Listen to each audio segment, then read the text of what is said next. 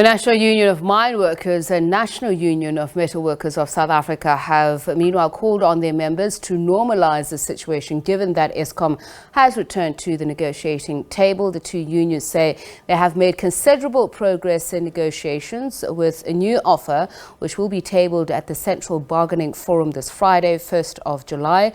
For more on this, we're joined via Zoom by Numsa spokesperson Phakamile Hlubi-Majola. Very good evening to you and thank you so much for speaking to us. Perhaps before we get into the specifics of the offer and what you're going to put at the Central Bargaining Council. So as you heard, the Public Enterprises Minister putting squarely on the shoulders of striking workers, not only stage 6 load shedding, but the damage caused. Your response to that?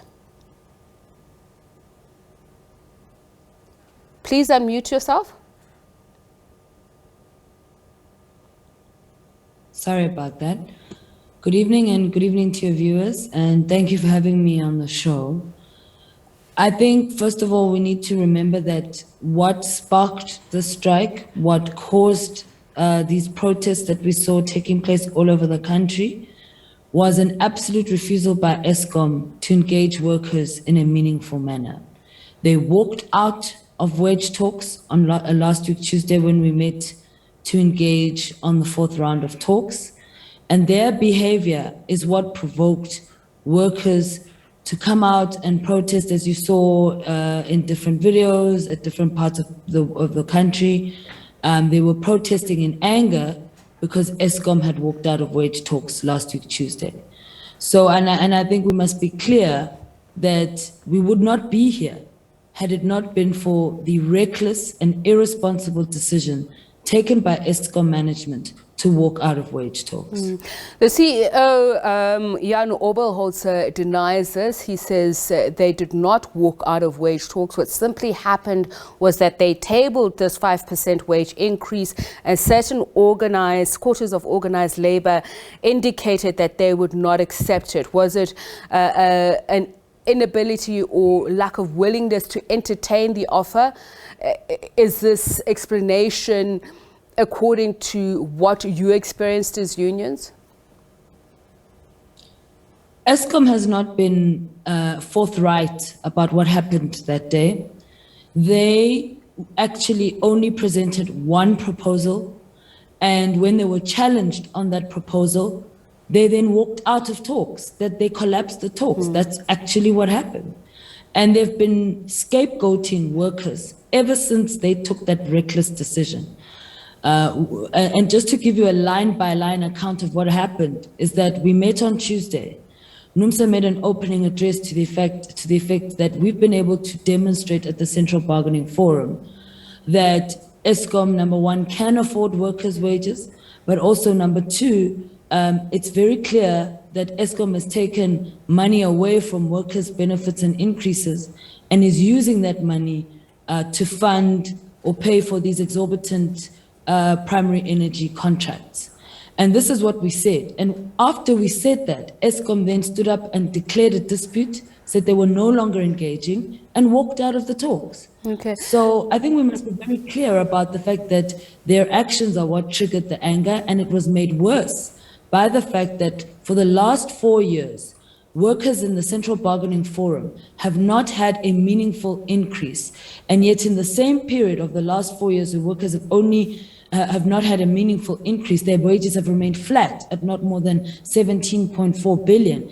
In that period, Eskom has increased primary energy costs from 85 billion rand to 116 billion rand. Right. That's an increase of Rand. So for those who are not familiar with the industry, when you talk about this bill of 116 billion rand for primary energy, which you say has skyrocketed over the past 4 years, and the fact that you do believe that what you're asking, revised 12% increase only amounts to 1.2 billion rand. Just take us through the figures, crunch it for us. Where would the money come from? And when you talk about primary energy, what exactly are you referring to?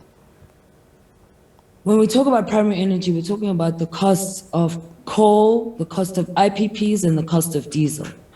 And those costs are the costs that have gone out of control. Those are the costs that are actually having a very negative impact on Eskom's balance sheet. Workers' wages have no impact whatsoever on Eskom's balance sheet. Even the demand of 12% that we are making has no impact on workers' balance sheets.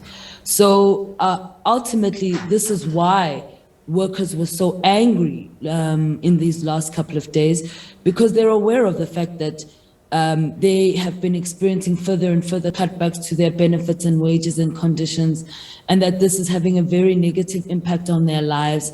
And whilst they are expected to make sacrifices all the time, it's very clear that Eskom is not taking the decisions it has to take to cut back in the areas where wastage actually is happening. As you yourself know, Tepiso, in 2018, government gave a very clear directive that the contracts, the coal contracts and the IPP contracts were out of control, and that those costs needed to be renegotiated or set aside. Eskom has not acted on that directive. There's no political will from the ministry or the board to ensure that Eskom acts on that directive. But there is a very massive focus on workers accepting further cutbacks and further further slashes in their wages. As we speak now, the offer that Eskom had made last week, which triggered the protests, was a below inflation wage increase. So really, workers at Eskom have been under the cosh for a long time. They've been suffering, they've not been heard. And to have the executive management respond the way that they responded last week was like putting petrol on a fire. Okay. And this is precisely why we've had to deal with this crisis over the last couple of days. So you say, as Numsa, you met with Eskom executives, including the CEO Andre de Ruyter, to work out some of the stickler issues that you've broken new ground, so to speak. How much further have the talks moved, and are they at a point where you can see the end to the strike action? I mean, obviously or should I say any threat of further strike action?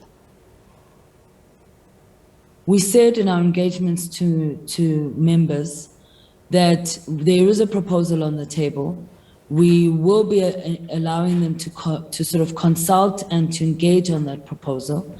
We will then return to the Central Bargaining Forum on Friday, where we will give our response as to whether we accept or reject that proposal. We also said that they should allow and give space for these talks to happen. And of course, we're encouraging people to return to work. And that was what we made very clear in our discussions. So what I'm asking is, what are the remaining stickler issues, and are you able to share with us what this a breaking of new ground is, or are you just waiting for workers to come back before you present it at the Central Bargaining Council? I can't talk about it in the media, because to do so would be to undermine the process that our own members have to embark on. Some of them are not even aware of what this proposal is, and we want to give them space to be able to do that. All right, thank you so much for your time. Phakamile Hlubi-Majola